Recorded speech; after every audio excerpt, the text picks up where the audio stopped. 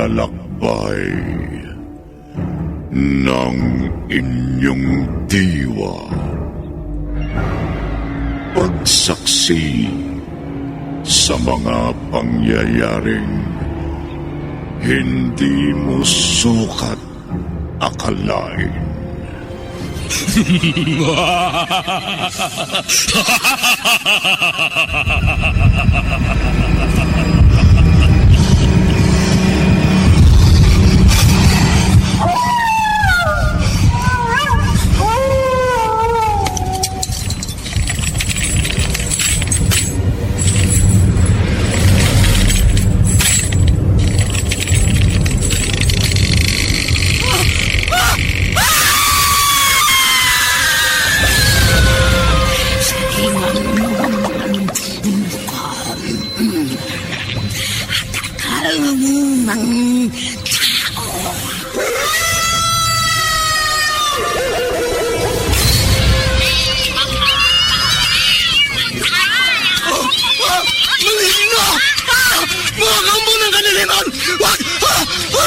Huwag kayong lalapit sa akin!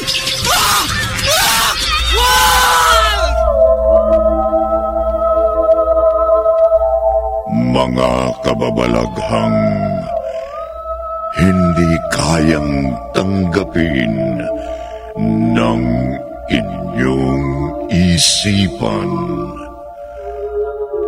Nagaganap tuwing sasapit ang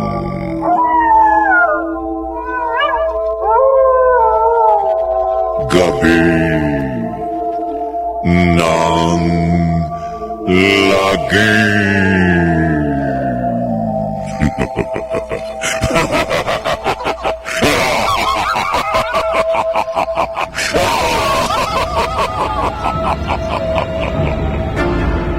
Pinagsamang produksyon ng DZRH at Star City.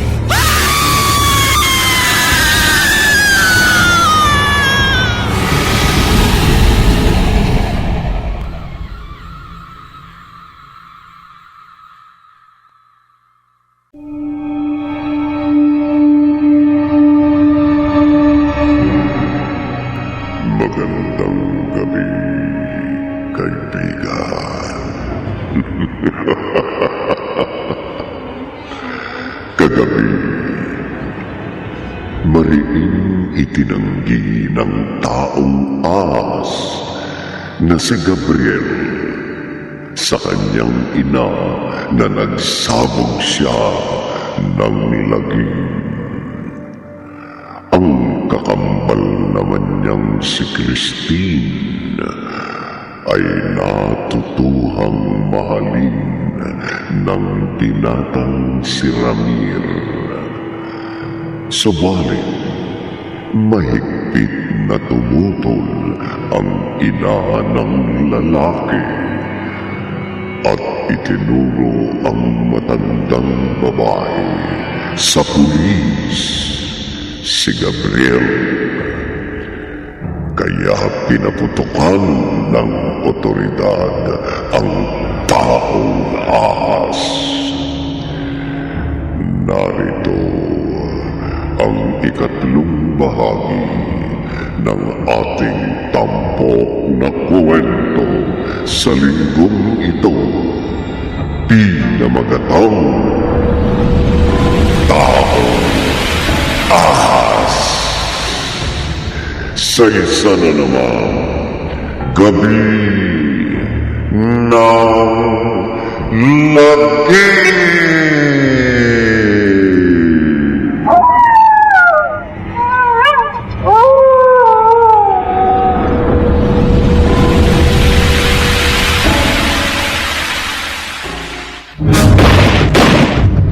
Mamamatay ka, Taong Ahas!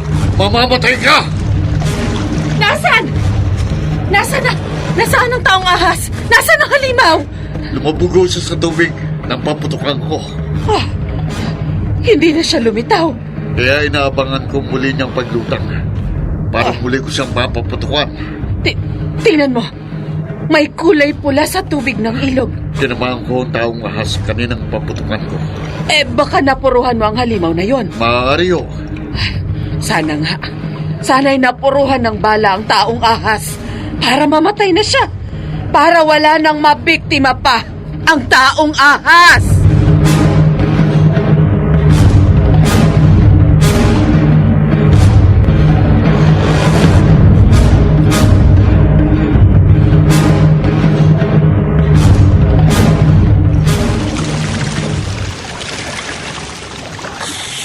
Nakalayo na ako sa gawin ng ilog na kinaroroonan ng pulis na bumaril sa akin. Aahon na ako sa lupa.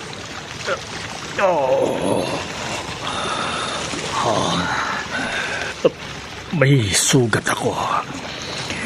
Nadapisa ng bala ang katawan ko. Makirot. Masakit ang aking sugat.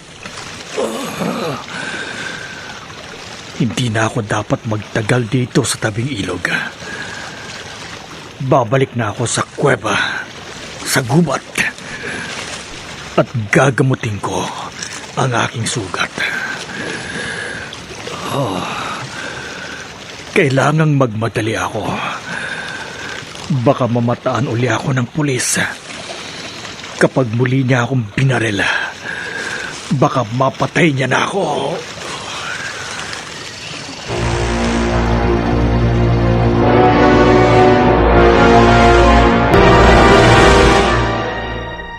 Hindi tama ang ginawa mo, Christine.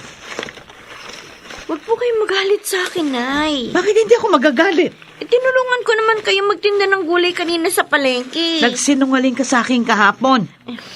Pasensya na po. Sabi mo, papasyal ka lang sa isang kaibigan mo na may birthday. Kaya kita pinayagan. Pero nagpunta ka pala sa gubat nang hindi ko alam. Nagkaila po ako sa inyo kasi ayaw niyo makilala ko si Gabriel. Dahil may ginawang hindi tama ang kakambal mo na yon. Kaya po hinahanap ko siya. Hindi ko pa malalamang nagkita at nagkausap kay ni Gabriel.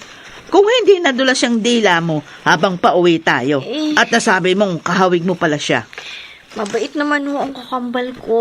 Ay, kung mabait siya, hindi siya papatay ng tao. Teka, Nay. Huwag muna natin pag-usapan si Gabriel. May pulis po nakamotorsiklo na madadaanan natin.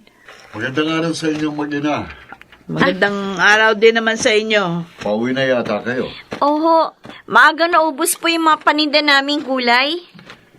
Huminto ako nang makita ko kayong dalawa. Dahil Dahil ano? madalas kayong maglabas sa tabing ilog, hindi ba? Oho. Mula ngayon, iwasan nyo nang maglaba roon. Oh, bakit? May lumilitaw sa ilog na taong ahas, na may ulo ng tao pero may katawang ahas. Totoo ba yun? Totoo. Kaya wag na kayong maglalabas sa ilog para hindi kayo mabiktima ng lalaking taong ahas.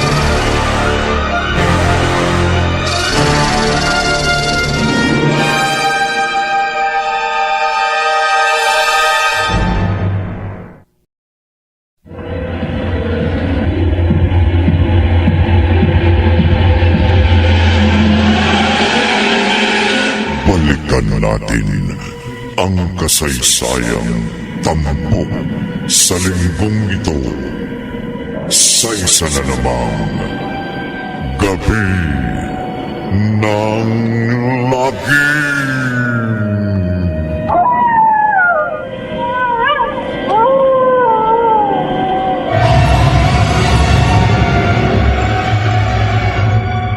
Oh, bakit ka napailing, Ramir? Inay, sinabi ko na sa inyo, mahal ko si Christine. Sinabi ko na rin sa'yo, kalimutan mo na ang babaeng yun. Hindi ko po kayo masusunod. Ramir! Kahit magalit kayo, hindi ko lalayuan si Christine. Walang hiya ka. Sorry po. Kung buhay pa ang yumao mong ama, baka masaktan ka niya sa katigasan ng ulo mo. Hindi po kasalanan na matuto ko magmahal sa isang babaeng may kakambal na taong ahas, Inay. O ba't? Hindi po! Ramir! Hindi ako papayag na pangatawanan mo yung kahibangan mo. Gawin mo ang gusto mo. Pero gagawin ko rin ang gusto ko na alam kong tama at makabubuti sa'yo.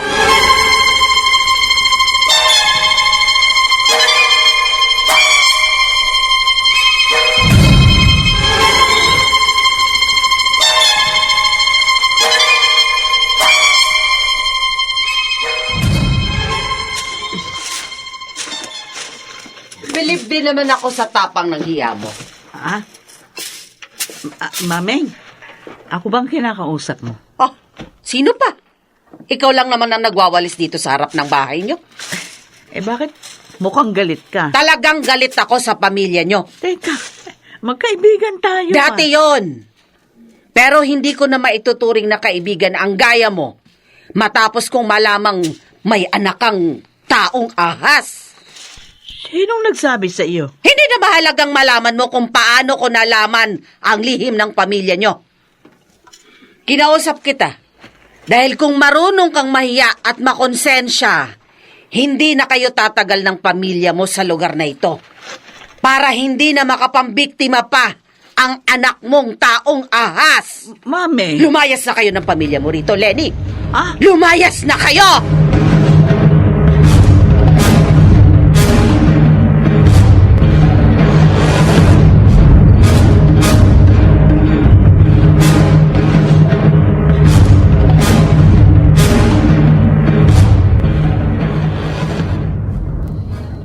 Ano, Aling Maming?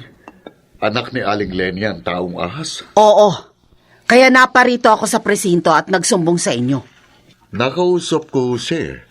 Sila ng anak ng dalaga. Pero wala silang sinasabi sa akin tungkol sa pagkakaroon ng taong ahas sa kanilang pamilya. Yun na nga. Yun ang hindi tama. Ayaw nilang mabulgar sa lahat ang lihim ng kanilang pamilya. Ang masama, nagsasabog ng lagim ang taong ahas. Pumapatay ng tao ang kakambal ni Christine. Alam niyong nakaengkwentro ko ang taong ahas. Pinaputukan ko siya at nasugatan. Oo. Pero hindi ko alam kung buhay pa siya o patay na. Kung may nakakaalam sa kalagayan ng taong ahas, walang iba kundi ang kanyang pamilya. Tama kayo. Kaya imbestigahan niyo sila. Kayong mga otoridad ang dapat kumilos para mawala sa lugar natin at bago pa muling makapagsabog ng lagim ang taong ahas.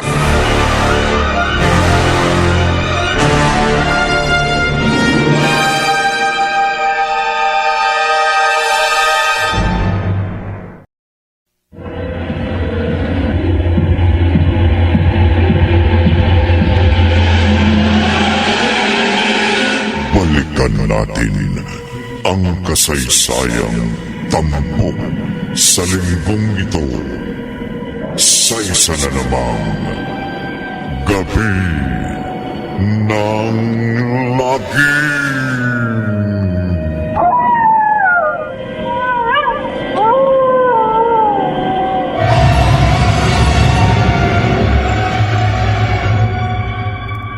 Magtapat kayo sa akin, Aling Lenny. Hindi na ako magkakaila sa iyo. Totoo ang sumbong ni Maming na may kakambal ang anak kong si Christine na hindi normal. Nasaan ang kakambal ni Christine na taong ahas? Ewan ko.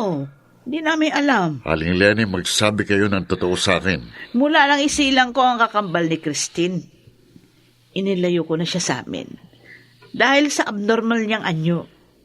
Hindi na namin alam ng anak ko kung nasaan na yung kakambal niya. Kung buhay pa ba yan o patay na. Malamang na ang anak mong taong ahas ang nabaril ko noong isang araw. Nabaril mo? Ang taong ahas? Oo, nasugatan ko siya. Pero hindi ako nakatitiya kung napatay ko siya. Kaya gusto ni Aling Maming na lumipat ng pamilya niyo ng tirahan para hindi na maulit na makapagsabog ng lagim ang taong ahas.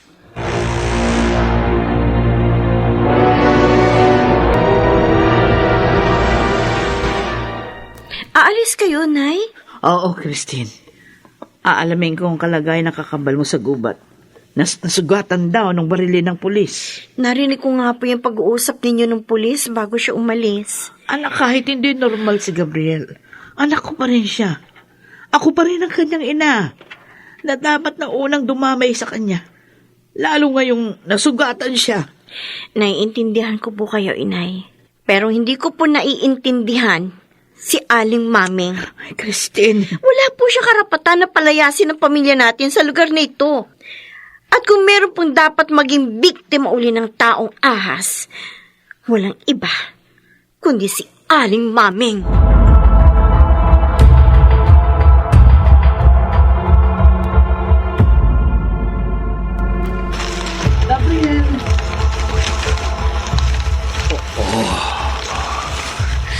Gabriel, Nay, totoo ang sabi ng pulis na nakausap ko. May sugat ka. mababaw lamang po ang sugat ko, Nay. Madali ko na po itong magagamot ng mga halamang gamot na narito sa gubat. Salamat. At dinatnan kitang buhay pa at ligtas. Nay,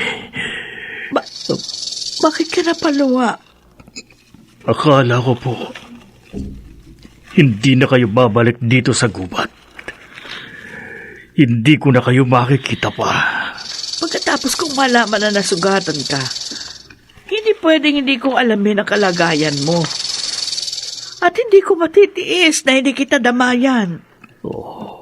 Galit po ba kayo sa akin? Hindi ako galit sa iyo, anak. Ayoko lang na magsisinungaling ka sa akin.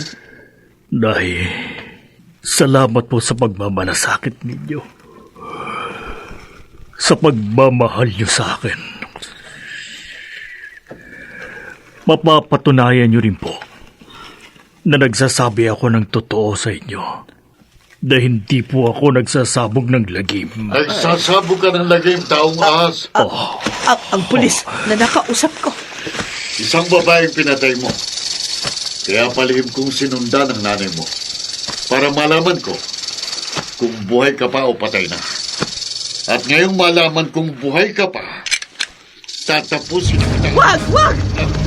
Huwag mo tutukan ng baril ang anak ko! Aling Lenny, huwag kayong pumanggit na sa amin ng taong ahas. Pakiusap! Nagpapakaawa ako. Maawa ka sa anak ko. Huwag mo siyang patayin. Naramdam ko, may tungkulin ako na dapat mong gampanan. Kaya sa pagkakataong ito, tatapusin ko na ang pagsasabog ng lagim ng anak ng halimaw. Titiyakin kong hindi na siya makakatakas ng buhay. Titiyakin ko ng kanyang kamatayan.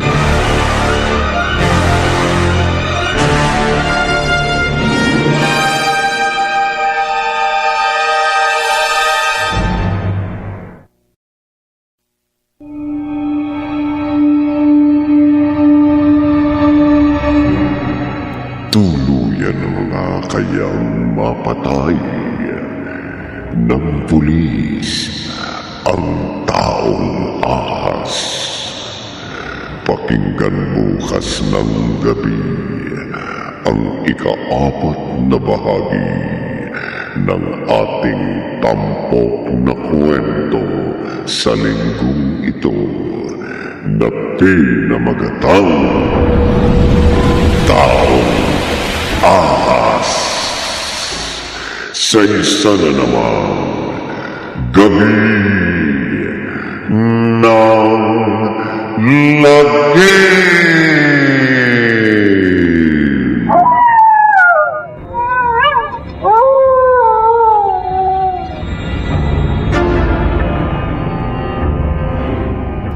Mga nagsiganap Maynard Landicho Jr.,